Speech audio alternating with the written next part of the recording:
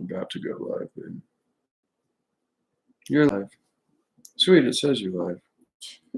All right, ladies and gentlemen, change your thoughts. If we can block the light here. Change your life. Dr. Wayne Dyer has changed my life, and I think has the ability to change many people's lives. It's funny, I found Wayne Dyer listening to Matt Belair talking about consciousness and mastering the mind, body, and spirit. And he would always refer to Wayne Dyer when talking about really brilliant quotes that had to do with psychology and the wisdom of the Tao, or the teachings of the Tao Te Ching. And so I don't even know if I'm allowed to read, with copyright issues and stuff. So I emailed Hay House Publishing to get an answer to the question of whether or not I'm allowed to even read this book. But I'm sure that's for if you're just going to read the book word for word. So what I'm going to do is just read a little bit here so we can at least make it to the first verse of the Tao Te Ching. Now, we'll do a little bit of the preface here as well.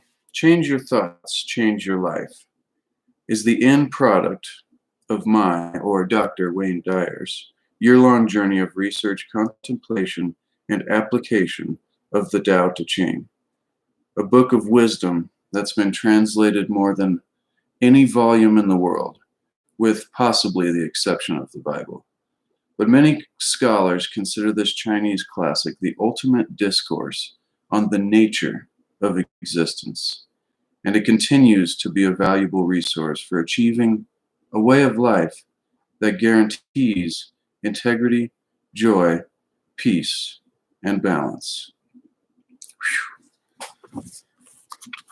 That's simple enough. I'll take it. The following is from, which I won't read the following, but in here there's reference to 365 Tao daily meditations, which is kind of similar with the way Dr. Dyer built this book. He kind of does a daily Tao, or do the Tao now kind of thing, to where it's 88 consecutive, like you could do it every day. And then he recommends meditating on that. Here's an example for the first verse. It says, do the Tao now. At some point today, notice an instance of annoyance or irritation you have with another person or situation. Decide to do the Tao, or practice the way, in that moment by turning inward with curiosity about where you are on the continuum, or your path, between desire and allowing. And so that really pertains to the first verse in a way that you could actually apply it to real life. What's up, Jordan? Good to see you, man. Living the mystery seems to be the overall theme of the first verse of the Tao Te Ching. But let's just go ahead and take a look at it. And maybe it'll help us today. The first verse. The Tao that can be told is not the eternal Tao. The Tao that can be named is not the eternal name. The Tao that is both named and nameless. As nameless, it is the origin of all things. As named, it is the mother of 10,000 things. Ever desireless, one can see the mystery. Ever desiring, one sees only the manifestations. And the mystery itself is the doorway to all understanding. So powerful. I'll read a little bit of what Dr. Dyer says here. In this opening verse of the Tao Te Ching, Lao-tzu tells us that the Tao is both named and nameless. Now I'm going to cut in here. To me, this is the ultimate understanding, the ultimate description of what God, soul, spirit, consciousness, higher self, the universe, whatever you want to call it, of what this ultimate undescribable force is. It's the ultimate explanation of God for me, that which is both named and nameless. As nameless, it is the origin of all things. And then he says in the verse here, as named, it is the mother of 10,000 things. So that makes me think, when you try to apply a name to this essence or this energy field or God, whatever is everything, when you try to put a name to this thing, it becomes the source of quote unquote 10,000 things, which I believe is Lao-tzu's, the writer of the Tao Te Ching, Lao-tzu's way of describing the physical or material world, the 10,000 things, the world of 10,000 things, which to me is everything. It's like all this BS physical material stuff that we seem to be so attached to that yet causes us so much misery because of our attachments to it. And so and that makes me think of my Christian upbringing and how when you try to put a physical personification on this thing that we think of as God, when you make it a thing rather than everything, it creates the problems of the separateness of all these physical things, if that makes any sense. If it remains nameless, undescribed, then it remains the origin of all things. Great day to all. Thank you, Stephen. And so, go back to what Wayne Dyer was saying here. The Tao is both named and nameless. This sounds paradoxical, and I love paradoxes. There's something about paradoxes. It's like this entire life is built on a foundation of things that are of a paradoxical nature. It's crazy. Opposites that are yet coexistent at the same time, like light and darkness, or good and evil. Must be a good quote. It keeps making me rant. The Tao is both named and nameless. This sounds paradoxical to our Western intellect. Those of Eastern upbringings and philosophy may have different views. And so, to our Western intellect, it is very paradoxical.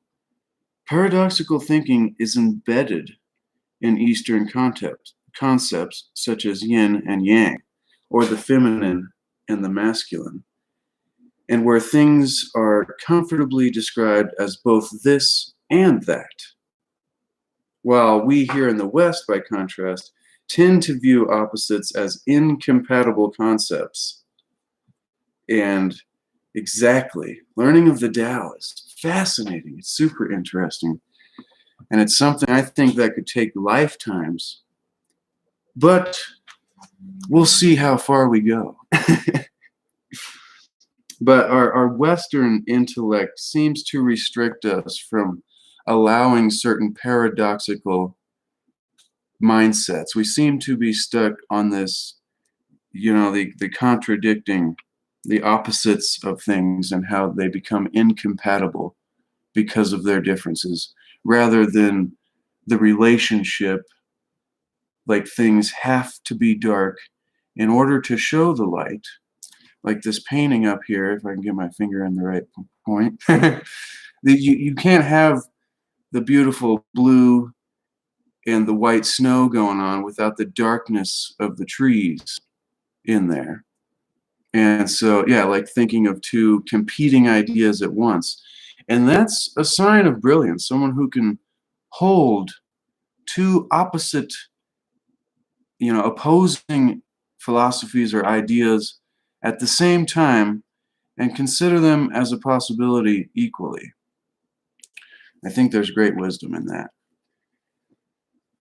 So Dr. Dyer in the book here says, let's go back. Paradoxical thinking is embedded in Eastern concepts such as yin and yang, the feminine and the masculine, and where things are comfortably described as both this and that. And that's a key thing there. Comfortably described as both this or that. So you won't ever hear anybody say the earth is multi-shaped. It's just too hard to be on both sides of the argument without taking sides. For some reason, in order to feel supported, people need to choose sides. I think it's crazy. But we in the West, by contrast, tend to view opposites as incompatible concepts that contradict each other. Yet this book is asking that we change our ingrained ways of thinking and see how our lives change as a result. And I'll ask that as well. I would say it's time we start to look at the way we think of things, the things that we think we know, and maybe begin to reconsider what we know and what we think we know. Because as Scotty Roberts says, the more I know, the more I don't know shit. And I love that quote. And to end, I'll say, seek to achieve and maintain happiness through enlightenment. Seek to discover the hidden mysteries of our reality and the hidden wisdom of the ages. And another even greater secret of the universe is that there is no way to happiness. However, happiness is the way. I'll be back in the future if I can find out how to end this stream. Here we go, down the bottom. Thank you for watching, ladies and gentlemen. Love Katesh. Having contrast is a concept which gives perception or something to perceive. Perception lends itself to judgment, which is the paradox of our reality. The purpose of perception is to see beyond it. Wow, very powerful. I like that a lot. All right, make happiness the way. Bring it from within you to the world, rather than looking at the world like, where can I get the happiness from? It comes from within us, out, and we are it, and it is us. Thank you, ladies and gentlemen. Yes.